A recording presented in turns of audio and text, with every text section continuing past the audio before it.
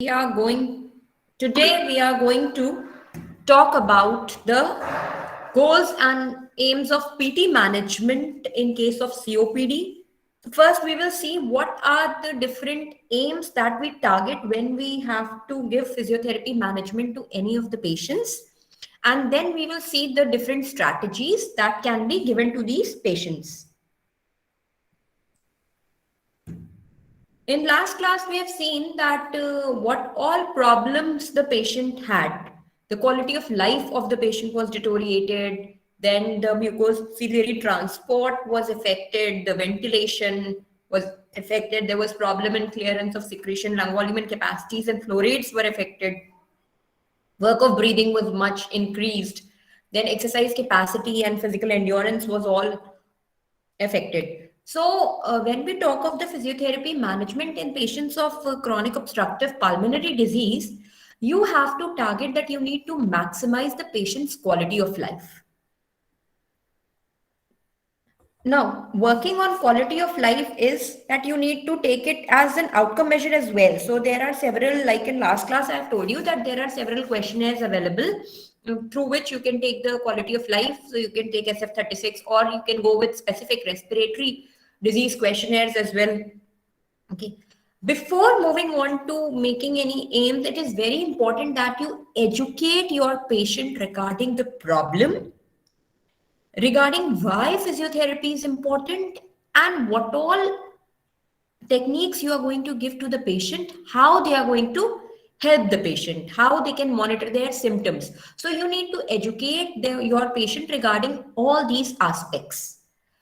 Then your next aim is to facilitate the mucociliary transport and optimize the secretion clearance. So if patient has a lot of secretions, then it is important that they should be brought out. Also, one of the aims is to maintain the alveolar ventilation, and that will lead to better lung volume and capacities, and the flow rates will be improvised. A work of breathing is much increased in these patients, and hence one of the aim is to reduce the work of breathing and also to improve the physical endurance and exercise capacity. So keeping these aims in mind, we will be designing the physiotherapy rehab protocol to our patients. Now, when I say the secretion removal, now there are several techniques available for secretion removal. If you find that your patient has a lot of thick secretions, the secretions are copious in amount and they are very thick and dry, then you can go for hydration and humidification. To bring the secretions from the periphery to the center, postural drainage is to be utilized. Now, if the secretions are stick to the wall, they need to be disadhered from the wall. And in that case, it is important that you use any of those mechanical techniques like percussion or vibration. Once the secretions are brought to the center airways, then it is important that you bring them out of the body. So you need to teach your patients coughing and huffing. Now, huffing, because sometimes these people have bronchospasm, the inflammatory changes are there. So huffing is more adequate for these patients in initial stages when they are hospitalized rather than coughing. Once they are adapted to it, you can go for coughing as well. Because in huffing, that much intra-abdominal pressure is not increased and it is more feasible for these patients. Also, you can use different breathing techniques like active cycle of breathing technique or autogenic drainage. These are the things which the patient can utilize themselves. Postural drainage, you need to adopt the positions. Autogenic drainage, if you teach the patient, then the patient will be able to do themselves. So if the secretions are there, you need to improve the breathing component as well as you want to remove the secretion. So you can go for active cycle of breathing technique or autogenic drainage. These are equally effective. Then if you are good at giving percussions, vibrations, well and fine. Otherwise, mechanical aids like vibrators can be used. Even intermittent positive pressure breathing is very helpful in these patients. And if the patient is unable to eliminate the secretions by themselves, if they are not able to eliminate, if they are intubated or they are not able to properly eliminate the secretions out, then suctioning can be done. Then the next thing is the reduction in the work of breathing. The next aim is to reduce the work of breathing. Now, work of breathing is very important to be reduced because this will relax the patient and also will help in optimizing the breathing patterns. The accessory muscles will get, their work will get reduced, and also the energy consumption which is there will be reduced if you will improvise this work of breathing. So sleep and rest is very important. There are breathlessness reducing postures which can be taught to the patient, so that will help in reducing the dyspnea, as well as the work of breathing will be reduced. You can utilize the concept of positioning. So we have already discussed that how different positions are effective. So regular change of position is important to ventilate all the areas of the lungs. Then also it is important that if possible in COPD, you can keep the head down position for 5 to 20 minutes. So that will help to bring the diaphragm to the original position of the diaphragm. Relaxation techniques can be utilized to relax the accessory muscles and make the breathing pattern proper. Now, breathing re-education is very important. It is important that the patient should follow a definite pattern.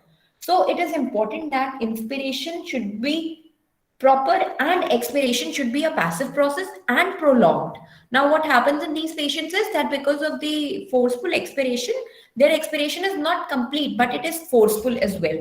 So that has to be improvised. So you need to follow the breathing pattern that first the diaphragmatic excursion should happen and then the upper chest should rise, and also the expiration should be a longer process.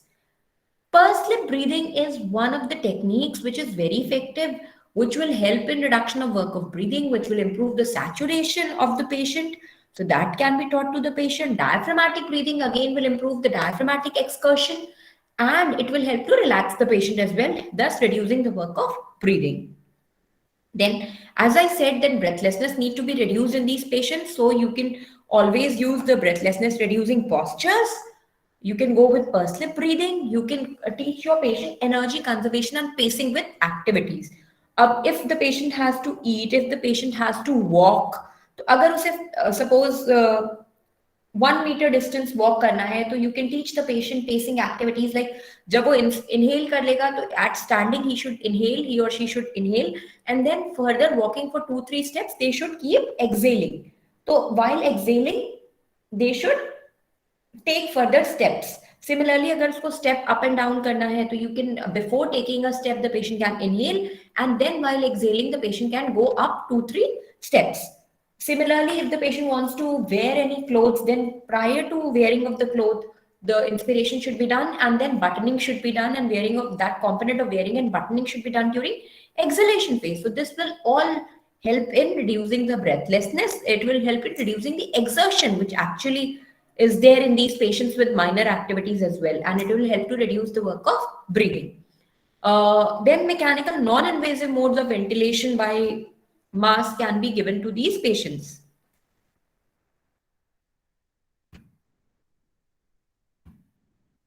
Now, these are the postures, the breathlessness reducing postures, which can be utilized. You can, if the patient is into too much of dyspnea, they complain that they develop this breathlessness several times a day, you can teach your patients to adopt any of these postures. This will facilitate the exhalatory phase and will help to reduce the dyspnea. Either the patient can sit in forward lean sitting on chair, or the patient can stand if the wall is there and the patient is on way and any wall is there, the patient can lean forward using the wall, the patient can lean with the wall, or the patient can sit on a chair leaning forward.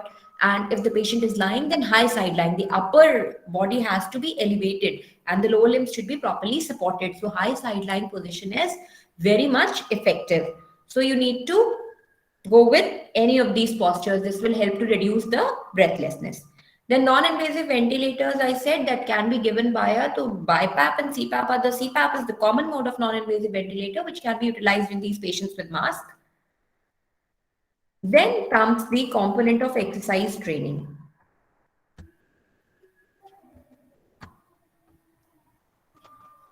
Then comes the component of exercise training in these patients. Now, exercise training is important for everything. It is that we have seen that the exercise capacity is reduced with respect to the endurance of the patient is reduced. We have seen that because of the prolonged bed rest and all, the peripheral muscles, they go into weakness. So we need to give resistance training as well. We need to give aerobic training as well.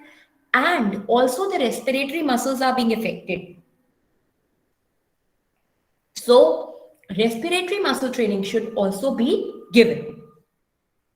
Always, whenever you are targeting for the exercise training, whether it is aerobic training or endurance training or resistance training, strength training, it is important that warm up and cool down has to be incorporated. So before starting the exercise, you cannot just start with the intensity which what you have decided. You need to take some warm up prior to, so that the injuries can be prevented.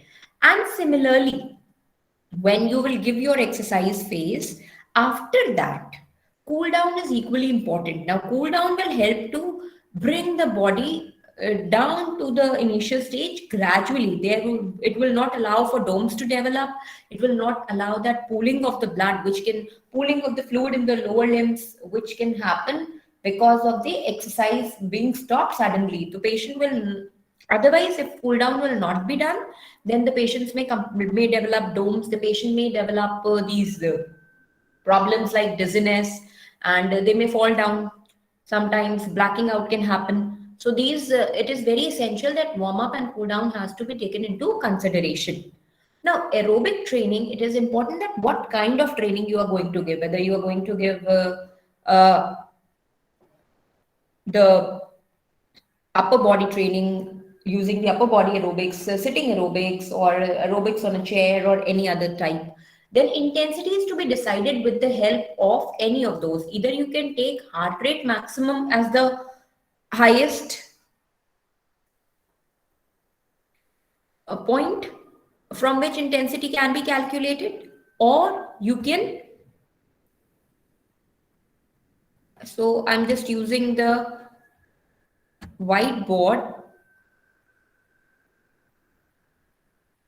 Is it visible to you all?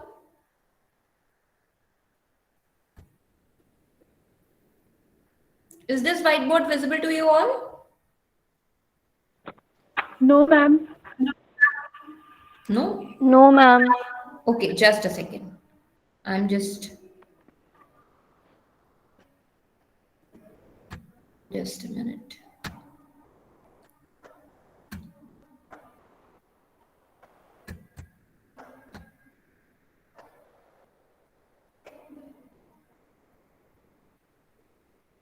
I'm again starting it. Is it visible to you all? Yes, ma'am. Okay, fine. Yes, ma'am. So when we talk of the aerobic exercise intensity, it is very much important that you should calculate the intensity. You should not randomly go for the exercise. Okay, so you can use heart rate maximum, HR maximum, as the exercise intensity indicator. अभी HR maximum को हम एक layman term में या एक normal individual में how we will, so heart rate max is equals to, in general अगर आपके पास ट्रेडमिल नहीं है, आपके पास साइकिल एर्गोमीटर नहीं है, आपको सिर्फ एक्सरसाइज ट्रेनिंग करानी है, तो you how you can calculate the H R max, so there you can calculate the H R max by 220 minus age. So the number of years the patient is, you can just minus that age and you will get some value. So that will be the heart rate max for that individual. So suppose the patient is of 40 years, then the heart rate max will be 180. Now this is the maximum heart rate for that patient. Up exercise has to be some percentage of this heart rate max. Okay. So you have to, your exercise will be some percentage of this heart rate max. So you can always, mild exercise is not that effective. So at least starting with the 50%, 50 to 70%, and above 75% you can further progress. So you can go with at least 50% of this heart rate max. That is the minimum base you may start.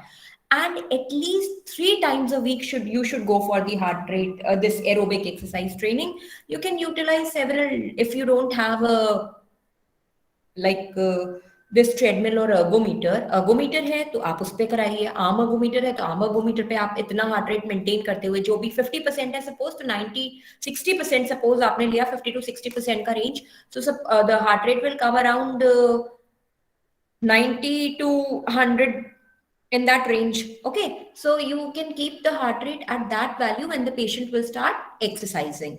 That has to be kept constant throughout the exercise phase.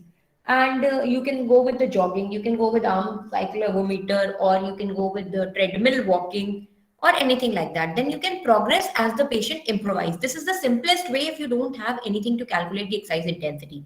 If you have the cardiopulmonary exercise testing, then you can calculate the heart rate max from there as well, and then you can decide the exercise intensity. They are the gold standard way, so that is one of the best way if you can go with that.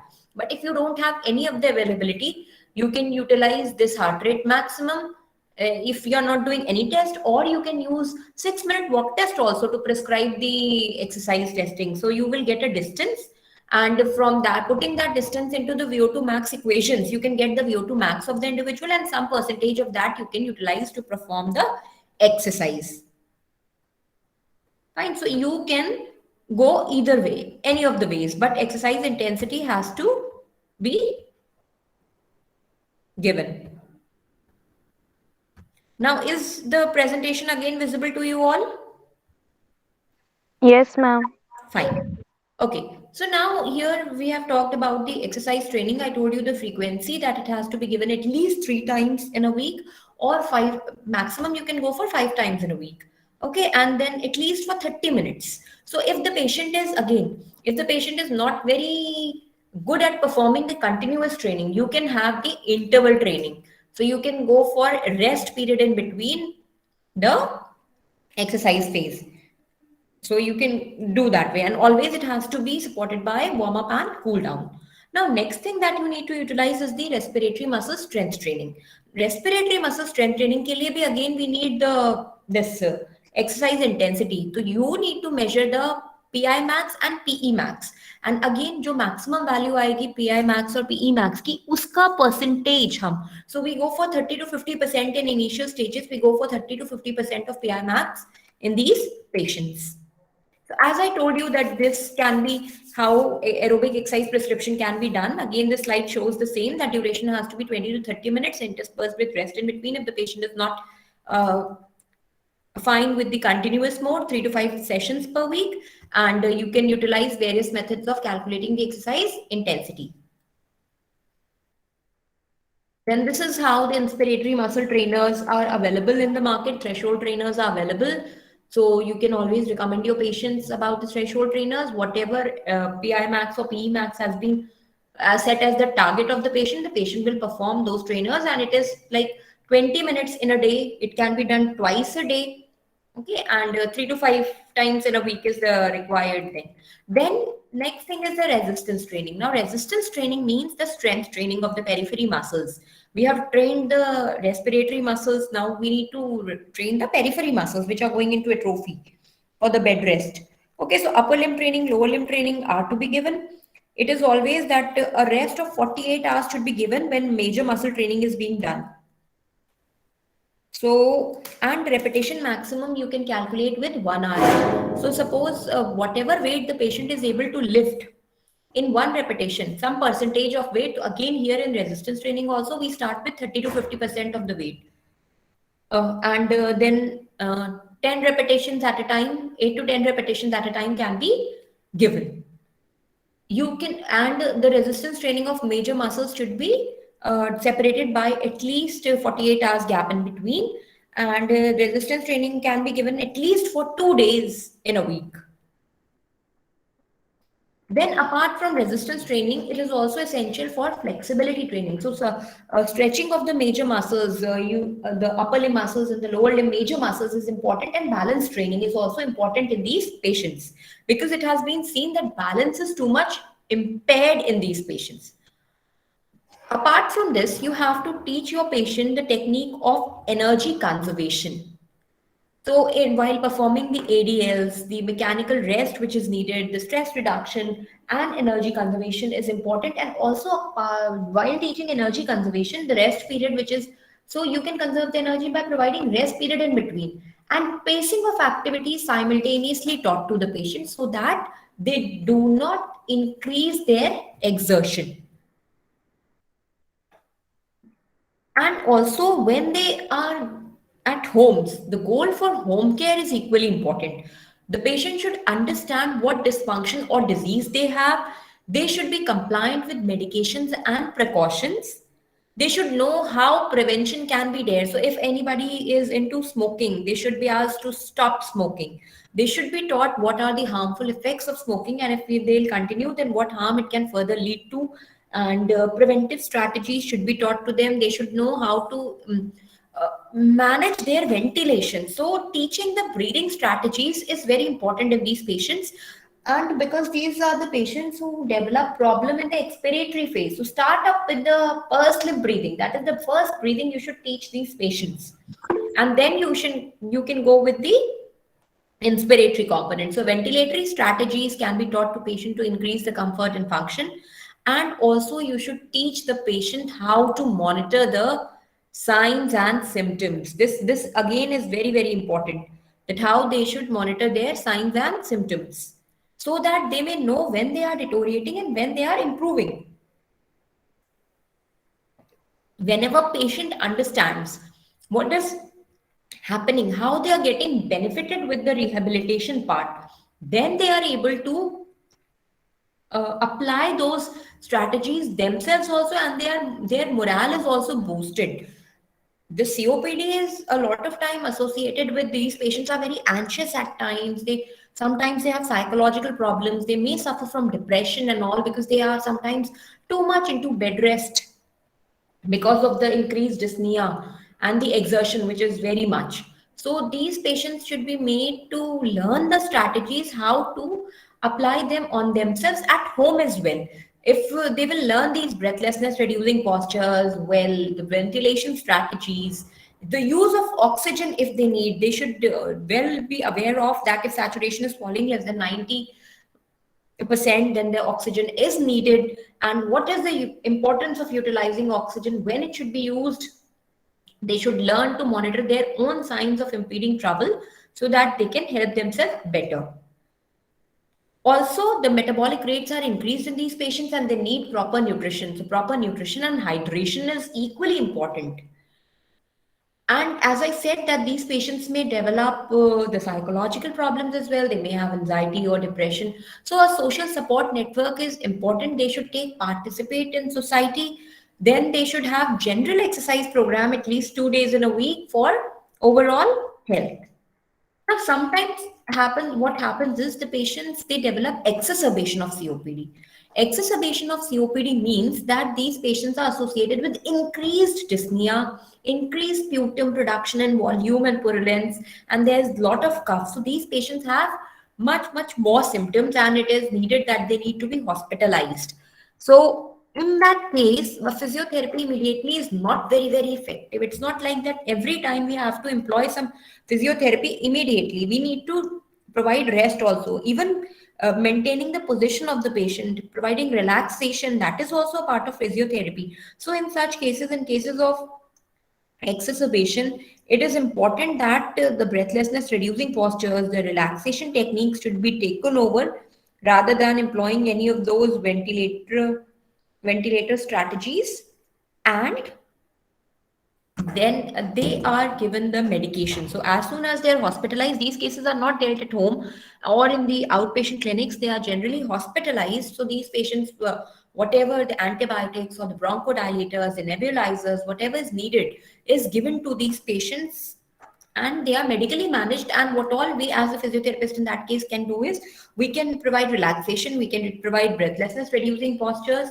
When the patient is there with these symptoms in the hospital, then generally they are put into, if their work of breathing is very much increased and the patients are into too much fatigue, then they are given support of oxygen therapy, or if there is need for non-invasive ventilation, then they are put into it. And all the investigations which we have read for, they are revised for the need that what all things are there. ABG now plays a very important role in it, because PaO2 level, that is the partial pressure of oxygen in arterial blood, is indicated by ABG, and PaCO2 levels are also indicated by ABG. So it will be known to the people dealing with the patients that whether the oxygen is low in the body, if the carbon dioxide is retained too much, so what exercise you need to utilize. Now, prolonging the expiration phase will help to eliminate out the carbon dioxide, and in order to improvise the oxygen level, diaphragmatic breathing plays very important role. So you need to incorporate, even when these patients are stabilized after exacerbation phase, then movement with breathing can be very much a very good thing in these patients, because these patients, they adopt the sedentary postures and they don't mobilize the limbs. So movement with breathing will help in these patients as well. So this has to be taken into consideration. Oxygen therapy is important. If our saturation is going less than 90%, then the need for oxygen has to be assessed. Even when you are making, if the patient is not on oxygen and you are making them exercise, you are making them resistance train, do resistance training or aerobic training, oxygen should be available in nearby facility, so that in case needed, if the saturation has to be monitored throughout the rehabilitation phase, so that in case if the patient needs the oxygen during exertion, then they should be immediately given.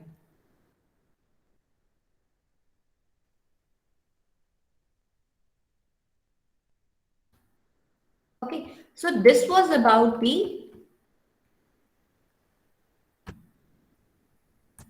COPD rehab aspect, that how you will manage the patients with COPD when they will be there in the outpatient or the inpatient.